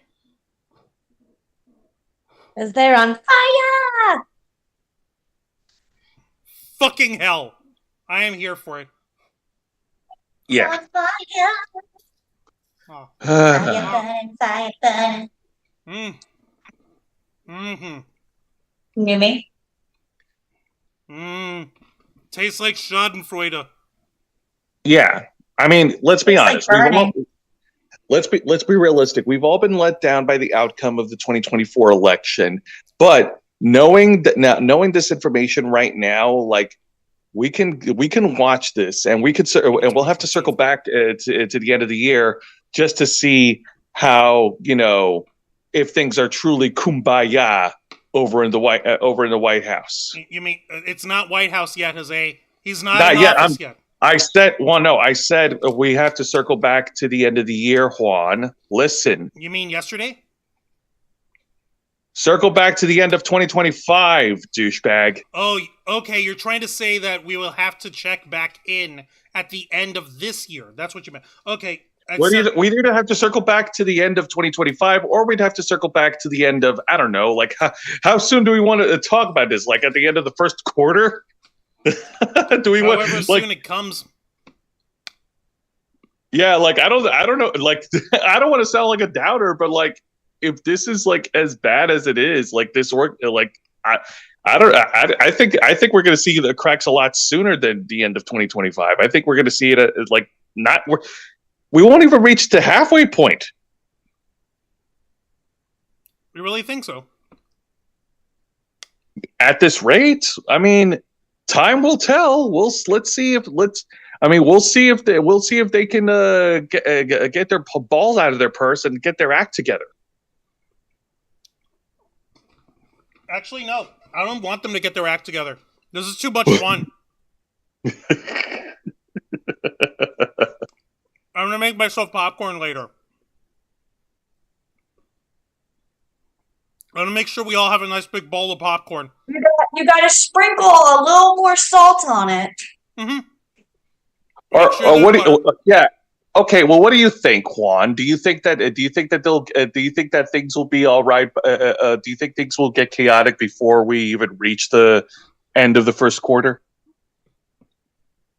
I mean, the first quarter of this year. The first quarter of this year. Like, we're in 2025. Damn, we have to specify. Maybe. Let me take a look over here. I want to check out the chat because I want to see what folks are saying. Okay, let's see. The Joseph Santos is talking about social media, and okay, I got it. Yeah, Juan is gonna smoke a marshmallow, anything to escape. Yeah, I wish. Matthew Coburn, I bet Trump cloned himself making an augment from Star Trek like Khan. I doubt it because Donald Trump has been notoriously freaky and paranoid about anyone having anything that could have his DNA in it. He's notorious over the years for letting no one draw blood from him or like touching his hair or having a hair follicle. Like nothing. He's been super freaky ass protective of that. So I don't know if he's gonna get himself cloned out. He probably would. That way he can have someone that he can make love to that he actually cares about. We need a popcorn party together, please. I know, Sarah Serendi. Hey, up, and thank you very much once again for another $2 super chat! Yay! Sarah, I still don't have a car. I still don't have a functioning car. I'm sorry. It's going to have to wait. We'll get to it soon enough. Sega is WCW to Nintendo's WWF. Yeah, especially considering that Sega is licensed over partly by Nintendo. So yeah, kinda. Let's see here. Wow, fuck. Wow, Sarah, you're going off. It's going to be a circus of monkeys throwing shit at each other. Meanwhile, the angry, annoying Orange and Elon Dust-Off Dick Musk toddlers are going to be throwing toddler fists with boomsticks. I fucking hope so. Also, Jeannie Rick in the chat. Welcome to the Black Files. We appreciate you being here. And thank you, Jeannie Rick, for having been an inner flocker for 28 months. 28 months. Unbelievable. Hell yeah, 28 months. Adore the Ravens flock. We adore you right back, Jeannie Rick. Thank you. Looking at his kid looks like him. Which one? Because they all look like disappointments. Just give me butter. I love butter popcorn and garlic butter popcorn. I actually take crunch, like I actually sometimes have bunch of crunch in my popcorn, but that's just my bag. Try it. Wait, bunch of crunch in your pop? What? Yeah, you've never done that, Zayana, Dragonfang. Y'all never tried? No, I've never done that. Done what? Bunch of crunch. Nestle's bunch of crunch in your popcorn. Yeah? It's badass. We talking about? It's awesome, isn't it? Uh-huh. Mm-hmm. Yeah, fuck. I'll have to try it sometime. Yes, you are. Oh, it's so good. But that being said, no. Hang on a minute, Wancho. I want to get back to the earlier question because you kind of dodged me there. I didn't mean to dodge you. I apologize for that, and I'll explain. No. Let's get a better answer out of you because I know you can. Because I know you got one. Answer. I'm gonna give you a better answer. I'm going to give it to you, and I'm going to tell you why. I don't think that it's going to be. I don't think that this little civil war between the tech bro MAGA guys and the idiot racist MAGA guys, I don't think it's actually going to make a difference. Do you know why? How come? What's one of the first rules of a cult?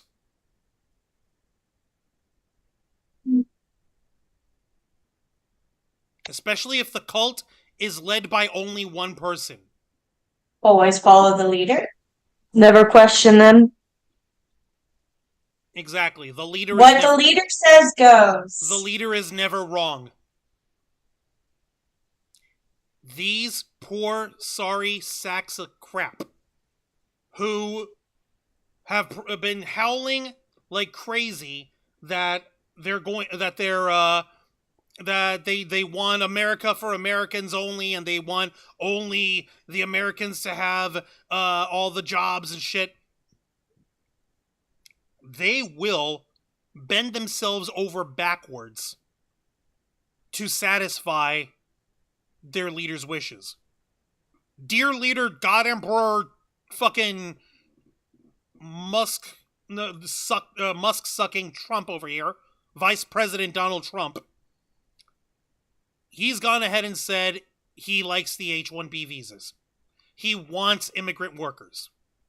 Guess how many immigrant workers that he had over the years in terms of construction? Guess. Yeah. Yeah. You could, and you remember why, because like I mentioned, just like lower wages, cheap labor. That's all it is. That's all it is for these guys. And what do you call it? It's just going to be a matter of time before the MAGA folks all fold themselves backwards and say, yes, dear leader is right. Yes, we should have more skilled immigrants over here. No, we want the bad immigrants over here. Like, they're going to find some fucked up way to fold into it.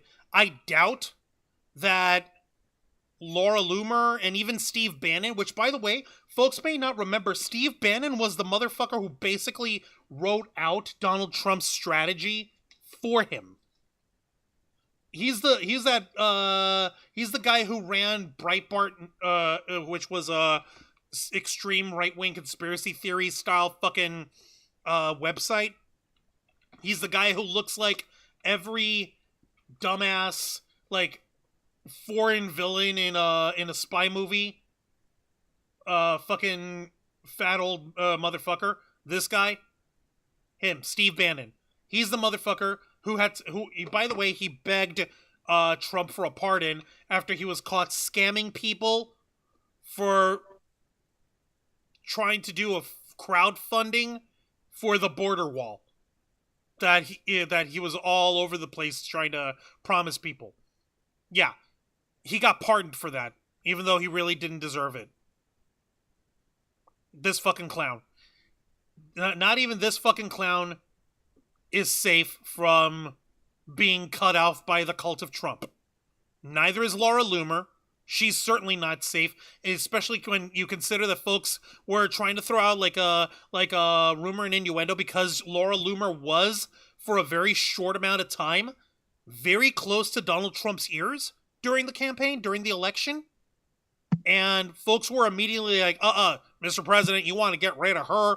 She's bad news or whatever, even though she was proverbially sucking his dick too. So she probably thinks that she has that she absolutely has the right to have herself stay within the inner circle, even though she ain't part of it. She's not safe. Bannon's not safe. The lower ranks of the MAGA cult, they're not safe at all, because all they cared about was getting rid of immigrants. But they're not the ones who doled out $150 or $200 million to Donald Trump, are they? No, they're not. Nope. The space baby Dick Rocket Man is. This is his baby daddy. This is his pimp. Trump is Musk's bitch. Got that right. Yep. And I'm not even saying that to fucking deride the guy. I'm saying that because, sadly, motherfucker bought himself the presidency. Motherfucking Elon Musk bought himself the presidency. He paid for Donald Trump's reelection, and he's basically going to get everything that he could ever want out of Donald Trump. It's not going to matter. The one source in that Mediaite article was saying, like, oh, if you're not family, like, no, he doesn't give a shit about his family. He has shown in the past how little of a shit he cares about his own family. You mean like how he's pretty much using one of his youngest sons as, shield? A meat shield. As what? A literal meat shield. Oh, Musk? No, I'm talking about Trump. Oh. And yeah, I forgot to tell you guys, since you bring it up, at the beginning of last month, after the shooting of the United Healthcare CEO guys, the very next day Elon Musk came out in public with his baby son held aloft and ran around with him all day out in public and keeping him as a human shield, which is disgusting. No, I'm talking about it is. No, I'm talking about Trump in this case. Did you know that Donald Trump had an older brother? Yes. Yep. Fred Trump Jr., right? Yep. Who's more interested in being an aviator than in running a company. And Donnie basically took that and took whatever money and influence that he could away from his brother Fred Trump Jr. for himself. Yep. Okay. What about Ivana Trump, his first wife? How much do you think he cares about her? No.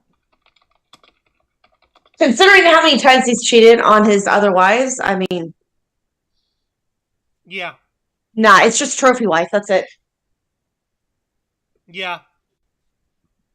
By the way, for anyone who doesn't remember, this green patch of land, this is where she's buried.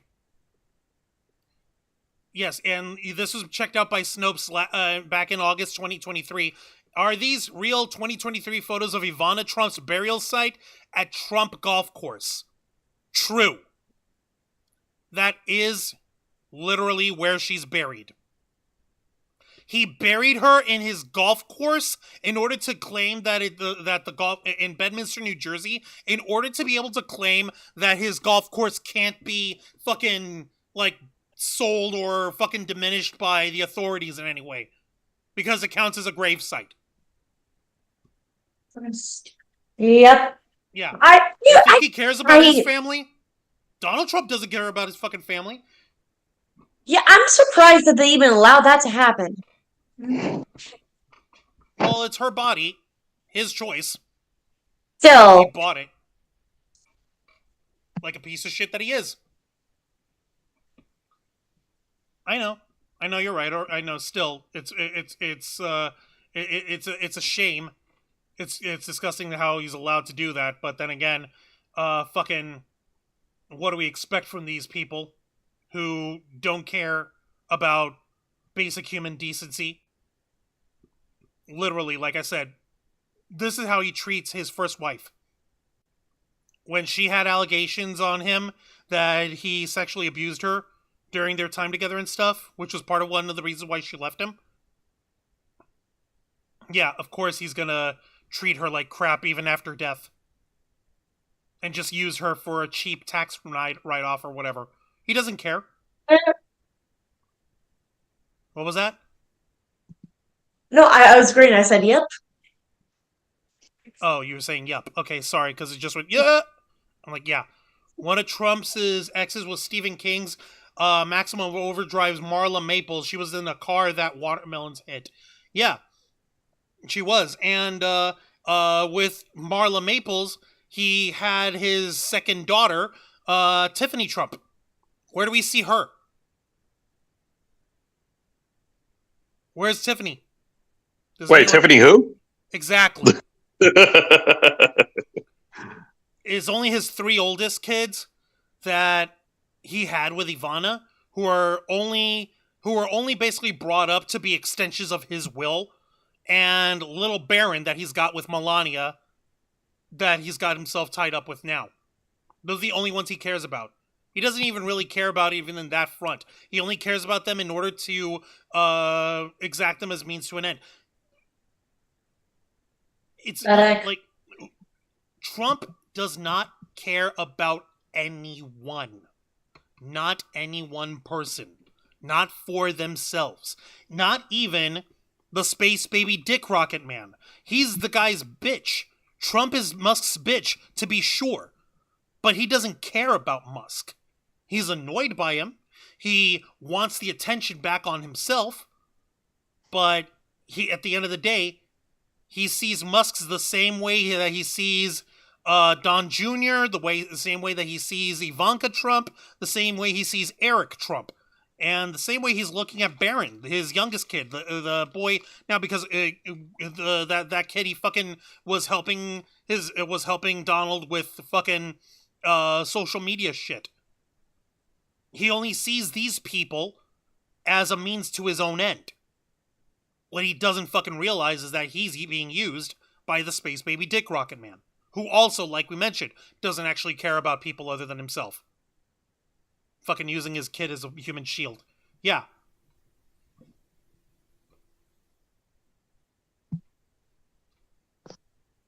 I can't. Yeah, no, he only cares about himself. Oh, Jesus, man. For him, it's me, me, me. Me, me, me, me. I pretend to care about you only to use you for something, and then who are you again? But it's me. More me. Yeah. The fact is that both of these guys think that they have each other over the barrel. Trump thinks he owns It's Musk. basically me, myself, and I. Exactly. That's exactly it. Trump thinks he owns Elon Musk. Elon Musk actually owns Trump monetarily, but he can't contain Donald Trump's fucking erratic ass.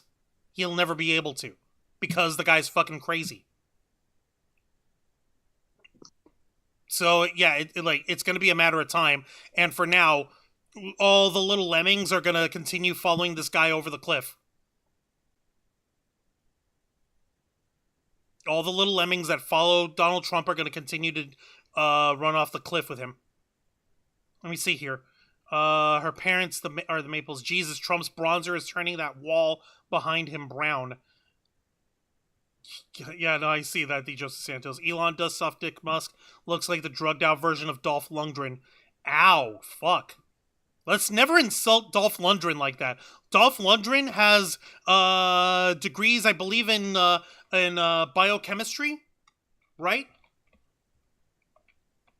Zayd, do you know? Yeah.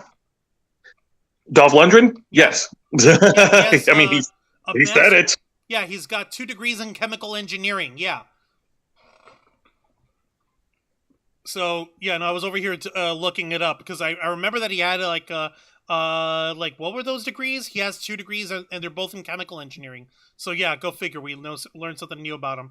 Yeah, so let's not fucking say that Elon Musk is anywhere near Dolph Lundgren, even in that.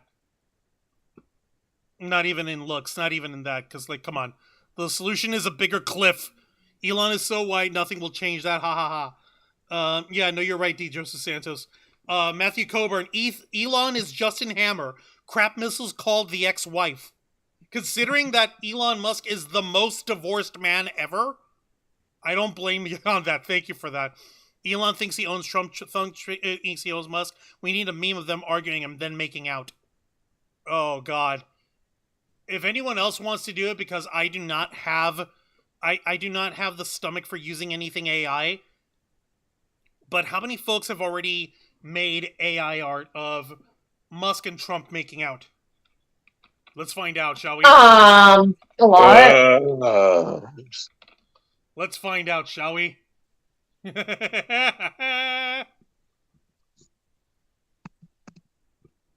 Let's see. From Stable Diffusion. Okay, you guys need to suffer with me. Why? Because I refuse to look at this by myself. Oh. More. I'm not surprised. More fucking art of these guys making out or kissing. Yeah. Fucking nasty. This is more close to reality. The only person that Trump loves to kiss is Trump. The only person that he loves. There's more of them kissing. Fucking nasty. What the fuck? Yeah, no. So, I'm not gonna ever make any AI art of that shit. But thankfully, I don't have to. Because other people already did it. And yeah, Dolph Lundgren, he's much fucking much more worthwhile as a person, and he's a member of Mensa for it. So yeah, Hells yeah, and he's also the first the first cinematic Punisher. Okay, that I'm not gonna. I don't think I should ever acknowledge. Hey, it's a crime. It's a crime if you don't. It's a bigger crime that movie existed. That one was a weird version of the Punisher. I know. He didn't have the skull. He had plenty of guns. But he also was keeping a lot of his time, like, naked meditating in his hideout. That was really, really weird. Folks, do yourselves a favor. Don't look up the Dolph Lundgren Punisher movie. You'll be better off without it. It was such a weird Duly movie. noted. Yeah. It's that weird. Let me take a look and continue over here. Let's see. He's whiter than Weird Al and white and nerdy. He was already whiter than sour cream. He was in the AV Club and Glee Club and even the chess team. Only question I ever thought was hard was, do I like Kirk or do I like Picard? Spending every weekend at the Renaissance Fair. Got my name on my underwear. Yep. I fucking love that song. No, stop. I fucking knew it. I'm fucking dying. Watch, one of their fat asses is gonna sue now. Sue for what? Sue for what? Sue the AI artists? They fucking love the AI. Half of those things are made with the stupid grok thing. Grok. Isn't that the sound that a frog makes? Grok. Grok. No? Anyone? No, the sound that a frog makes? Grok. Grok. Ha. Oh, the sound that a grok makes. One of his best. Yeah, let me see here. That's weird. Oh yeah. I Come in Peace, Dark Angel. Yeah, he was in that movie. Yeah, I remember this one. Matthew Coburn, thank you for that. My favorite Weird Al song. Yeah, White and Nerdy. Let me see here. White and nerdy. Right, let's see. Thank you for that, guys. Goes with Mole. God Almighty. Let me see here. But yeah, no, it's crazy and it's weird that this shit's been breaking down the way it has. And like I mentioned earlier, the only reason why I want this to continue is because I want to see these guys go into throwing down with each other and seeing who people end up backing. How many sycophants of Trump do we have compared to sycophants of Elon Musk? I'm genuinely curious as to where that particular debate's going to go. But I doubt that we're actually going to get that, because as soon as Trump basically smacked it all down with saying that he personally likes it, the rest of the MAGA cult's going to fall in line somehow. And those who don't are going to get kicked out of the cult because of wrong think. Because they dare to defy the dear leader. They dare to defy the master. It's fucking sad. That's what it actually is in this point. All right, let me see here. I don't know if there was anything else that we wanted to throw in tonight about all this, because this is fucking funny. And like we mentioned, the fact that we didn't have to see anyone like progressives or Democrats or none of that shit had to do anything. Nobody had to fucking do anything. These idiots are doing it to themselves. Yeah. I think you pretty much nailed it. I think we pretty much nailed it tonight. And you know something, the more I think about it after what you said, you do have a point. On the one hand, yeah, it's funny and to see these guys go at it at their stupid little discourse amongst themselves, this little infighting, if you want to call it that. But on the other hand, at the end of the day, like you said, to your point, not much is going to make a difference, because, you know, the head of the cult is the head of the cult, and he has the final say. No, I got you there, Joe. I got you. Here's a better question. What happens if Elon fights to be the leader of the cult? He already has his own cult. He's trying to fold his cult into Trump's cult. Picture looked like he's trying to be David Caruso in CSI Miami. Failing at that too. Thank you for that, Matthew Colbert. David Caruso is a saint. Heart emoji, says Sarah. Fucking CSI. Oh my god, y'all are too much. No, I think that pretty much does it over here. I don't know. We'll see where everything ends up developing. Dragonfang, Xeon Rose, anything else you'd like to add tonight, or anything else that you want to bring up for this whole thing? Because there's pretty much everything for now. These guys have covered it. I don't know if I'm fearful of how bad it's gonna be, or amused at how bad it's gonna end up being. It's gonna be shit. Let's be real. Because no matter what, it's gonna be terrible. So, do I want to be amused by this infighting? Do I want to kind of be a little hesitant because, then there's two separate groups that we have to worry about? I don't know what to think. Hang on a minute. For some reason, the camera disappeared. Let me take a second. Oh, I see you. I still see you. I'm talking about the main camera. Oh, yeah. But yeah, I don't know how to feel about this. Jose, how about you for now? Well, I already gave you my thoughts on it. Like, yeah, on the one hand, I could see this squabbling getting bigger and bigger, but on the other hand, unless Elon Musk wants to lead a fucking coup d'état against Donald Trump, not much is going to make a difference. So I don't know. This feels like we're pretty much at a wait and see kind of thing. And I hate this situation because it all boils down to a fucking coin toss of what's going to happen. I think you're right, Jose. All right.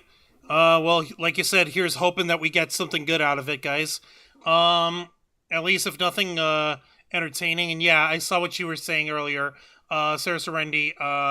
Elon Musk's wish version of Dolph Lundgren. Dolph is amazing. He's an angel. Elon is not. Yep.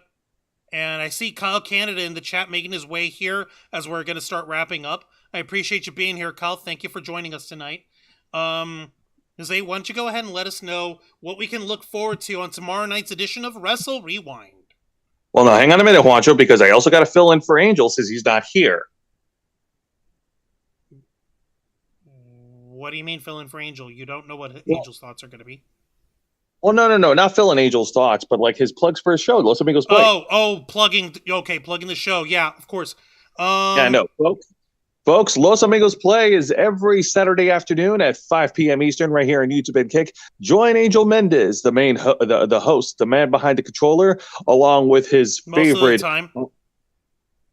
Most of the time he's behind the controller. Most of the time, along with his favorite peanut gallery, and join him for some awesome video game action this Saturday afternoon. We're gonna do it. We're gonna finally wrap up the video game of Shadow the Hedgehog. We have unlocked the final story. This is the final lap.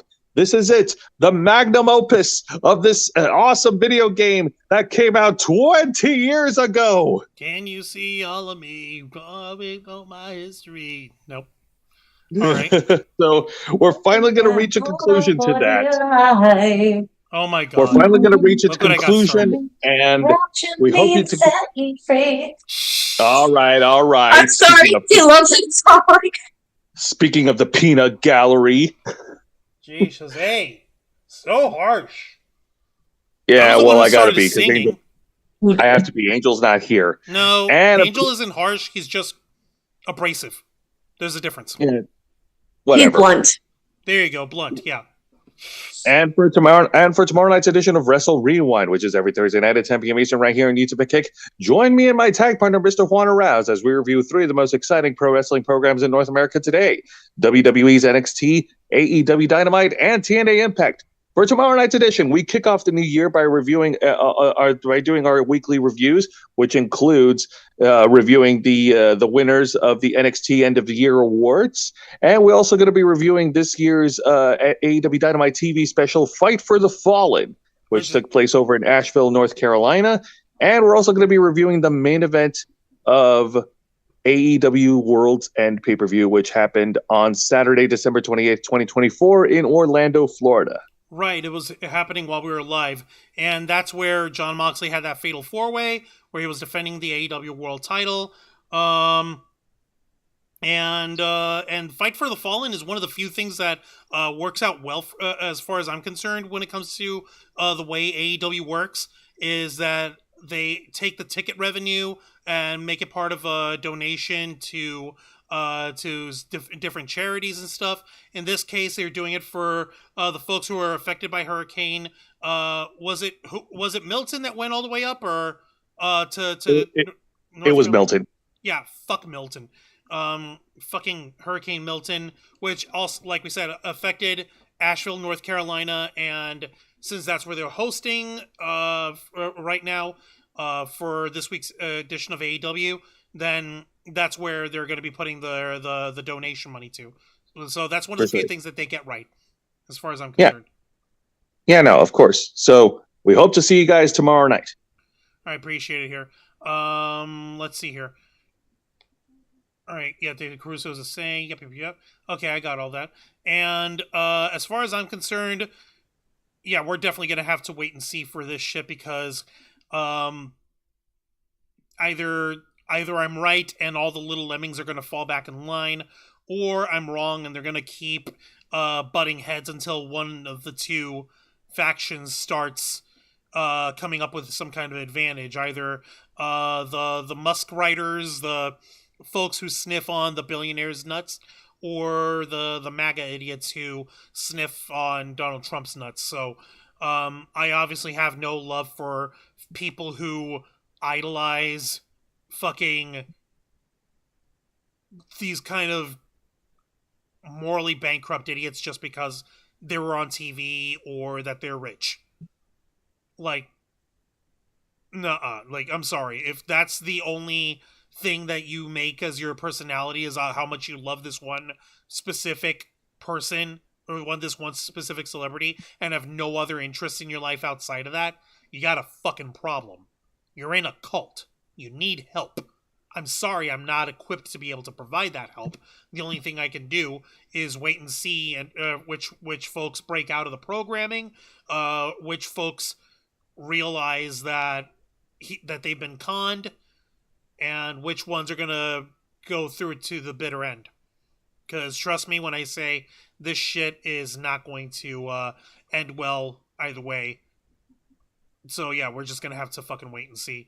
And wherever this ends up going, you better believe, folks, that we're going to continue bringing up the latest in it right here on this program, the uncensored and uncompromising interview and review program, podcast of the Ravens Flock, Theblackfiles, hosted by yours truly, Juan Arouse, as we delve into the darker and harder side of nerd and pop culture the world over. Be sure to request access as we go live every Wednesday night at 10 p.m. Eastern Time, simulcasting on YouTube and Kick.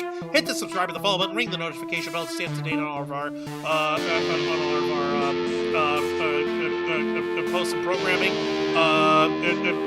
Be sure to hit the like button and share. Become a dinner flock by hitting the join button.